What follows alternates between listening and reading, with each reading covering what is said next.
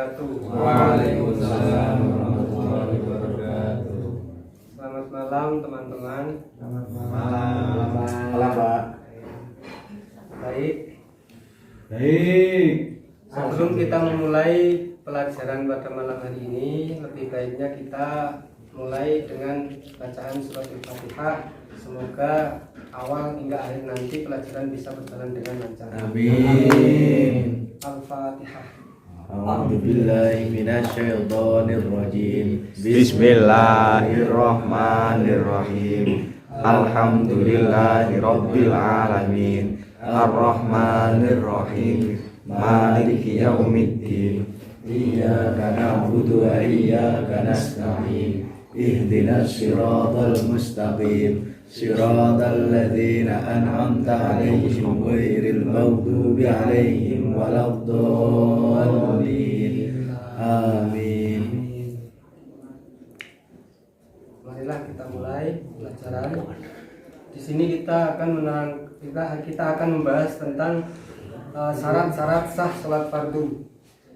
Untuk yang pertama, syarat sahnya sholat fardu yaitu sudah masuk waktu sholat. Tentunya kan kita harus mengetahui dulu waktu-waktu sholat yang akan kita kerjakan, sholat fardu.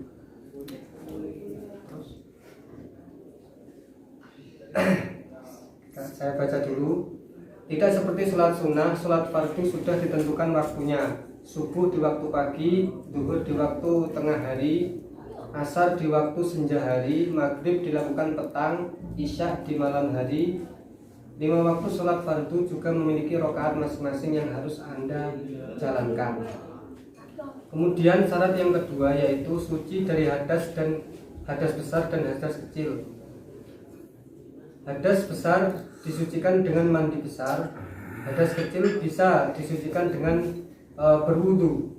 Tidak bisa dikatakan sholat yang sah tanpa ada pembersihan diri dari hadas besar dan hadas kecil. Kemudian syarat yang ketiga yaitu sucinya badan, tempat dan pakaian. Selain suci badan dan hadas, kondisi tempat untuk sholat juga harus bersih. Kenyamanan tempat sholat juga akan berpengaruh pada khusyuknya ibadah. Tentu pakaian yang bersih dan nyaman juga menjadi hal yang penting yang harus diperhatikan. Kemudian yang nomor 4 yaitu menutup aurat. Dengan menutup aurat secara sempurna, maka ibadah juga akan lebih baik. Aurat perempuan yakni seluruh tubuh kecuali telapak tangan dan wajahnya. Sedangkan aurat laki-laki yaitu di antara pusar sampai lutut. Nah, itulah tadi. Jika dirangkum menjadi syarat-syarat sholat fardu tadi ada 4. Yang pertama sudah masuk waktu sholat. Kedua suci dari hadas besar dan hadas kecil. Ketiga suci badan, tempat dan pakaian. Keempat menutup aurat. Ya, coba diulangi teman-teman. Ada berapa tadi syarat-syarat sholat fardu? Ada 4. Yang pertama Masuknya waktu sholat, Pak. Yang nomor 2 suci dari Hadas besar dan hadas kecil. Kemudian yang nomor 3 suci badan Dan pakaian, Pak. Satu lagi apa? Tempat. Bagus sekali. Yang nomor 4 apa? Menutup Auratnya itu bagaimana tuh, Pak? Auratnya laki-laki dan perempuan, Pak. Bagus sekali pertanyaannya. Oke, jadi untuk masalah aurat ini dalam sholat untuk laki-laki itu batasnya aurat laki-laki yaitu antara pusar sampai lutut.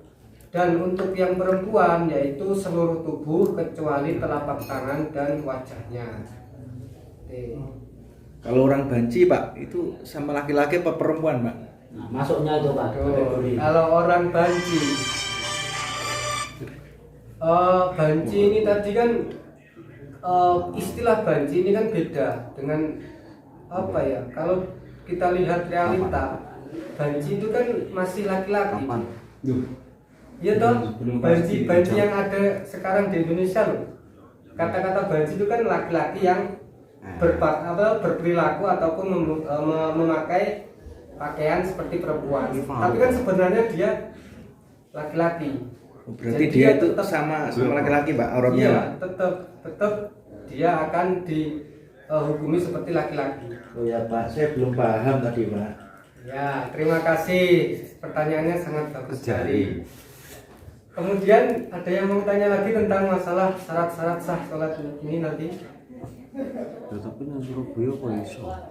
Sudah Pak, sudah paham kayaknya Pak teman-teman. Kalau- lagi Pak lanjut. Kalau sudah kami lanjutkan. Maksudnya suci dari badan itu bagaimana Pak? Apakah Suci. harus mandi? Ono dari pihak Iya. kantor Satpol PP. Ya, ini tadi yang nomor 3 poinnya. Jangan Jadi yang nomor 3 masuk tadi ke suci sana. badan, tempat dan pakaian. Kalau mau ke sana. Badan ini kan Harus ada mempunyai kalanya surat kita al-azhar. harus suci dari hadas kecil dan hadas besar. Kalau hadas kecil ya seperti kentut, kemudian ben genah eh, misal. Cara kencing ataupun buang air besar ini nanti hadas kecil bisa dibersihkan dengan cara kita berwudu. Kemudian kalau hadas besar yaitu keluarnya sperma ada surat dari vaksin laki-laki baik laki-laki ataupun perempuan. Nah, nanti membersihkannya dengan cara mandi wajib, mandi besar. Loh, mandi besar itu ada loh Pak? Maksudnya apa Mandi besar itu ada. jalur utawa ada gimana ya ada. Kalau ada mandi besar berarti ada mandi Jadi kecil satu Pak. berarti. Kalau mandi Gini, kecil itu gini. apa Pak? Istilah mandi besar itu maksudnya ketika seseorang mengeluarkan sperma dari mengeluarkan sperma, kemudian dia melaksanakan mandi besar, mandi yang diniati lah kalau mandi besar itu. Kalau mandi biasa itu ya dikatakan mandi kecil itu aja. Oh iya Pak. Seperti itu Pak Guru. Iya Pak, sudah paham Pak. Ya, Lanjut Pak. terima kasih teman-teman. Kemudian selanjutnya yaitu rukun sholat fardu yang harus ada. di pesantren Pak, jadi Ah, juga sama sehat. Rukun sholat fardu yang harus Anda lakukan. Yang pertama, membaca niat. Kemudian yang kedua, membaca takbiratul ihram. Ya. Tiga, membaca surat Al-Fatihah, dilanjutkan membaca surat pendek dan dalam Al-Quran. Nomor 4 ruku, nomor 5 i'tidal, nomor 6 sujud, nomor 7 duduk di antara dua sujud, nomor 8 duduk tasyahud akhir, nomor 9 membaca salam. Jadi di sini syarat-syarat rukun sholat fardu ada 9. Yoi. Tuh teman-teman. Iya Pak. Iya Pak. Sudah Pak, jangan banyak-banyak Pak. Ini sudah Waktunya Pak. iya Pak. Ya. Sudah muat Pak. Saya kira Waktunya absen dulu Pak. Oh iya, sebelum kita akhiri kita absen dulu. Enggak maksudnya iki. Kowe nek ngabari satu Saudara Abdul Hadi, Hadir. Saudara Sahrul Mubarok, Hadir Pak Guru. Saudara Isal Fahmi, Saudara Syabuddin, Hadir. Saudara Sanuni Am, hadir. Saudara Tohir, Hadir. ya. Diri. Oh, Saudara Fikru Rijal. Tidak hadir Pak Guru. Absen, Pak. Oh, absen. Kemana? Saya tahu Pak, katanya sakit. Ya, sudah izin belum? Belum. Ya. Sakit otak dia tadi Pak Guru katanya. Ya udah. Otaknya metre katanya. Saya kira untuk pembahasan pada malam hari ini kita cukupkan. Namun sebelum kita akhiri pertemuan pada malam hari ini, seyogyanya kita berdoa dulu.